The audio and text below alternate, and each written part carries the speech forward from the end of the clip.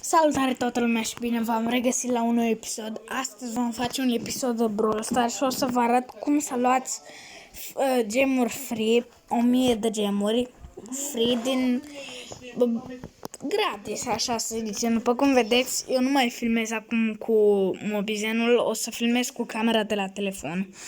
Și hai să dăm drumul la treabă. Bun, hai să vedem. Dăm primul lucru și primul pas, trebuie să faceți exact după mine pași ce fac eu. Dați la club. Trebuie să fiți neapărat în clanul acesta, Atletico Arad. Acesta. Vedeți emblemul, da?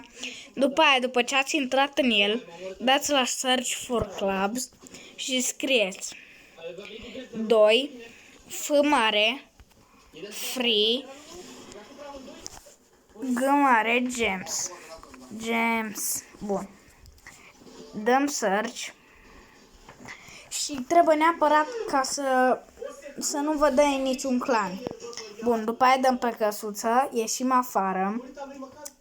Dăm la leaderboards și dăm pe locul 1 global. Pe băiatul cu locul 1 global.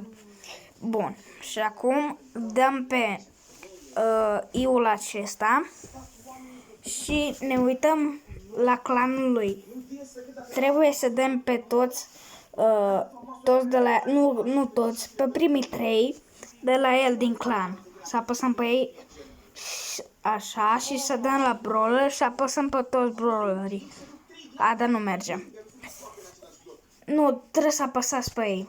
Da, așa țin minte, da? Bun. Chiar dacă nu se vede la voi, cred că nu se vede, să știți că eu acum apăs pe toți brawlerii, dar cred că se vede un punct alb. Trebuie să apăsați așa chiar dacă nu vă dă niciunde. Așa, bun. La primii 3, după aia dăm aici și mergem la al doilea. Dăm la brawler, 1, 2, așa, bun, dăm pe toți brawlerii, așa, bun. Mamă, văd că ăsta pe toți are la 900. Wow, așa, bun. Așa și pe ăștia. Dăm aici. Stați așa să dau mai jos, așa. Și așa. Bun, dăm înapoi și dăm pe Sakura, ultimul. Hai să vedem. Dăm pe 8-bit, așa, dăm la fel pe toți. Bun, hai să vedem. Nu uitați să apăsați și voi butonul de like dacă vreți mai multe episoade. Și, na. Mi-aș dori foarte mult să fac 10 abonați și 800 de vizualizări pe tot canalul, pentru că vreau să-mi fac și un coduleț pe Fortnite. Bun, hai că am terminat. Și hai să vedem, acum dăm înapoi, dăm pe căsuță, mergem la Brawl TV, dăm watch. Bun, hai să vedem. Ok. Așa, și trebuie să vedem tot meciul. Nu contează dacă văd de la început sau văd de la mijlocul meciului, nu contează. Hai să vedem. După cum vedeți aici sunt jucători mari. Trebuie să rămâneți neapărat pe automatic, nu trebuie să schimbați pe un player. Hai să vedem, bun. Eu acum am uit la meci, mai sunt 45 de secunde din meci. Bun. Hai să vedem. Văd că este 11-8 pentru echipa albastră. Ok, și bonus. După bonus o să fac și un match cu Pam, că n-am jucat, sau cu Frank, nu știu. Bonus. Așa, și hai să vedem. Mai sunt 20 de secunde din match.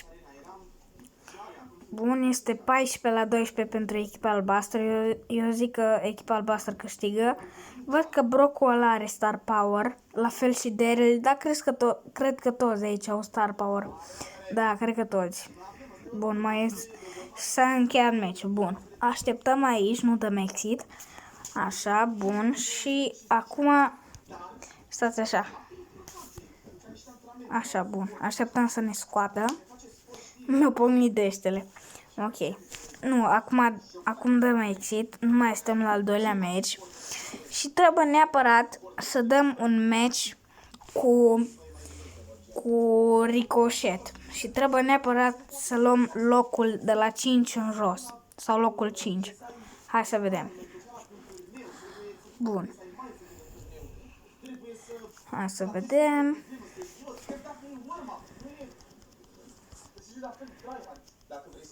Eu mai bine o să stau mai încolo, că nu vreau să mor, să reîncep bug-ul. Nu aș vrea chestia asta să se întâmple.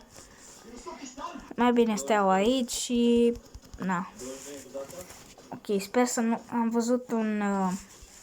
Doamne, cum îi zice? Un Mr. P aici pentru fișuri, dar cred că a plecat, sper. Bun, după cum vedeți, mai sunt 7 oameni. O să stau în tufișul ăsta. Și la locul 5 cred că o să ieșim. Uite, suntem deja pe locul 6. Bun, pe locul 5. Bun, hai să vedem. Spargem și chestul ăsta. Nu știu ce am dat acolo. Opa, card de 7, dar nu mai contează, că știm deja că am făcut bug-ul. Bun. Așa, și acum dăm exit. Așa.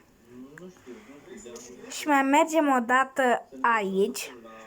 Ne ducem la settings. Dăm la limbi. Și punem pe limba asta. Tieng Viet. Aceasta. Dăm ok. Bun. Așa, stăm 10 secunde în meniu. 10, 9, 8, 7, 6, 5, 4, 3, 2, 1 și bun. Acum dăm la settings iară, dăm la limbi și schimbăm înapoi pe engleză. Și acum, peste 2 zile, o să aveți 1000 de gemuri. Dacă nu vă merge, scrieți în comentarii și eu o să încerc să vă răspund la toată lumea care, dacă nu v-a mers. Nu uitați să apreciați să apăsați pe butonul like dacă vreți să mai facem mai multe episoade și butonul de subscribe. Noi ne vom vedea data viitoare. Pa, pa!